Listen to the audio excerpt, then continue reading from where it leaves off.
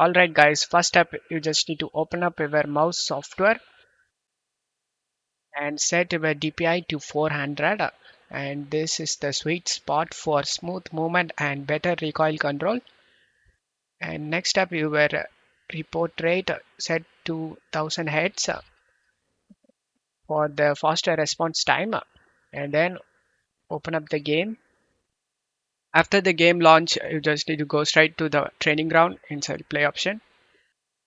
You just need to keep all your sensitivity settings same as mine, but only adjust the general sensitivity to the level that feels comfortable for looking around. Comfort is important because good aim comes from stable and consistent movements.